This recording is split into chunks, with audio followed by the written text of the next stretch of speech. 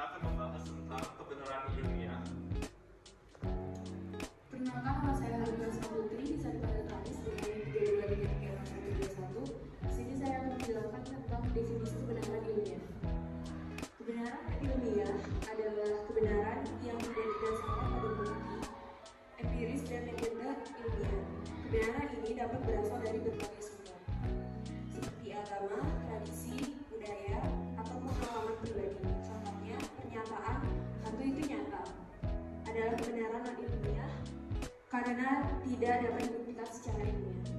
Contohnya ada kultur, art, musik, rituals, language, belief, religion, behavior.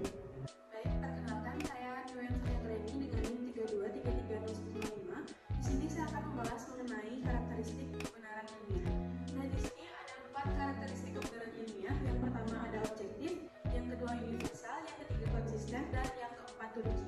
Nah, yang pertama kita akan bahas adalah objektif. Karakteristik kebenaran ilmiah secara objektif mengaku sebuah informasi berdasarkan fakta. Nah, di sini yang dimaksud dengan fakta adalah dapat diuji kebenarannya. Terus dan bersifat konkret yang tidak terpengaruh oleh opini, perasaan, atau budaya. Yang kedua ada universal. Seperti yang kita ketahui, universal mencakup keseluruhan, jadi kebenaran berlaku kepada seluruh masyarakat tanpa terkecuali. Langsung kita menuju yang ketiga, yaitu konsisten. Validasi kebenaran hipotesis tersebut diperbarui secara konsisten. Dan yang keempat yaitu teruji. Asumsi tersebut telah diuji kebenarannya secara berulang dan sistematis dengan metode yang berlebih. Halo, perkenalkan, nama saya Putri Putri Haryadi dengan NIM 32330099. Di sini saya akan menjelaskan tentang definisi kebenaran non ilmiah. Nah, jadi definisi kebenaran non ilmiah adalah kebenaran yang tidak didasarkan pada bukti empiris dan metode ilmiah. Kebenaran ini dapat berasal dari berbagai sumber seperti agama, tradisi, budaya, dan lain sebagainya. Contohnya, pernyataan "hantu itu nyata" adalah kebenaran non ilmiah secara tidak dapat dibuktikan secara ilmiah. Ada beberapa cara untuk memperoleh melalui yang lainnya, seperti kebetulan. Kebetulan adalah penemuan secara kebetulan, misalnya penemuan obat baru secara tidak sengaja. Terus yang kedua ada akal sehat, pengetahuan yang diperoleh berdasarkan pengalaman dan pelajaran logis, misalnya pepatah lama yang diturunkan dari generasi ke generasi. Dan yang ketiga ada intuisi, perasaan atau filsafat yang perasaan atau firasat yang muncul tanpa dasar yang jelas. Baik, perkenalkan, nama saya Wardala Zulfania dengan NIM 32330122. Baik, di sini saya akan menjelaskan mengenai karakteristik non ilmiah. Di sini ada 4, yaitu subjektif, intuitif, berbudaya, dan anekdotal. Yang pertama ada subjektif. Subjektif ini merupakan pengakuan yang terpengaruh dengan pendapat dan perasaan individu. Kemudian ada intuitif, yaitu pengakuan yang berdasarkan oleh asumsi individu dengan perasaan. Dan kemudian yang ketiga yaitu berbudaya, terpengaruh oleh cerita rakyat seperti stereotip, asumsi rakyat, legenda, atau mitos.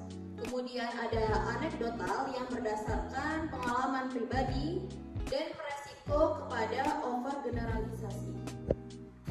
Perkenalkan, nama saya Nabila Zara dengan NIM 32330138. Di sini saya akan menjelaskan pentingnya kebenaran. Dalam filsafat komunikasi, kepercayaan memiliki makna yang sangat penting karena merupakan dasar dari hubungan yang kuat dan efektif antara komunikator.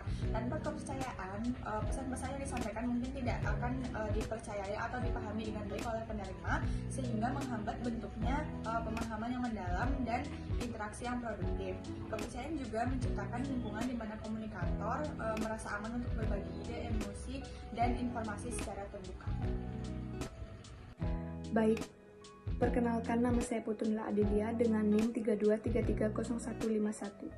Di sini saya akan menjelaskan mengenai nilai fundamental dalam filsafat komunikasi. Yang pertama yaitu pencarian kebenaran.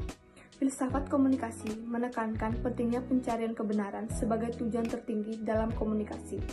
Ini melibatkan upaya untuk mencari pemahaman yang akurat tentang realitas, ide, atau fenomena yang akan dibahas. Dan yang kedua yaitu pembentukan pengetahuan. Komunikasi dianggap sebagai alat untuk membangun pengetahuan dan memperluas pengetahuan kita terhadap dunia. Kebenaran dianggap sebagai dasar dari pengetahuan yang valid dan relevan. Yang ketiga yaitu dialog dan diskusi. Filsafat komunikasi menghargai dialog dan diskusi sebagai saran untuk mencapai kebenaran melalui pertukaran ide dan pandangan yang berbeda.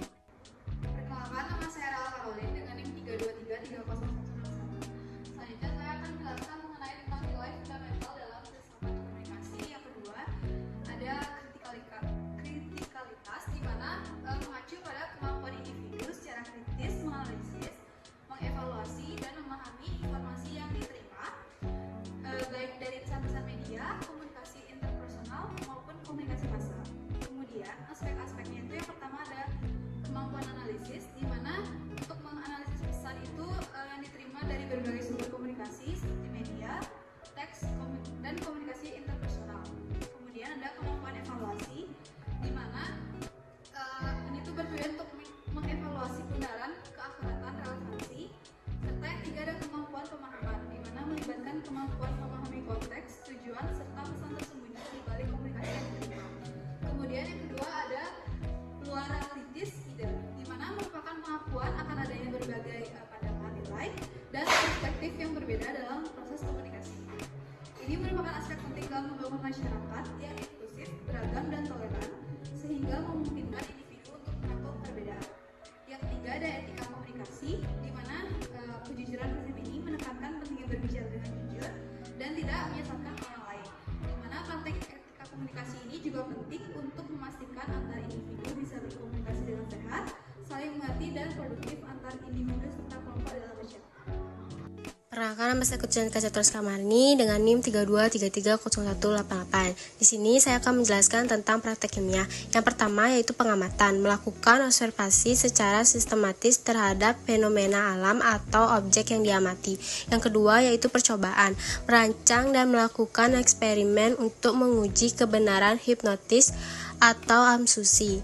Yang ketiga ada pengukuran, menggunakan alat-alat yang sesuai untuk mengukur dan merekam data secara akurat.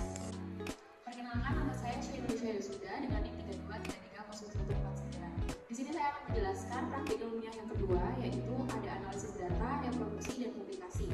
Analisis data sendiri ialah mengolah data yang diperoleh dari percobaan atau pengamatan untuk menarik kesimpulan.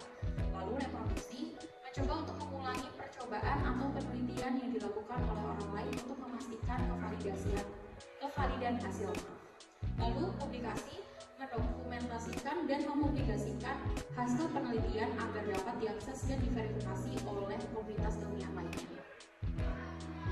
Baik, jadi di sini saya akan menjelaskan tentang hubungan antara kebenaran ilmiah dengan retorika. Jadi dengan retorika pada dasarnya retorika itu adalah ilmu yang mempelajari proses persuasi pikiran dan perasaan untuk mempengaruhi tindakan, perilaku, dan tanggapan individu atau masyarakat terhadap sesuatu.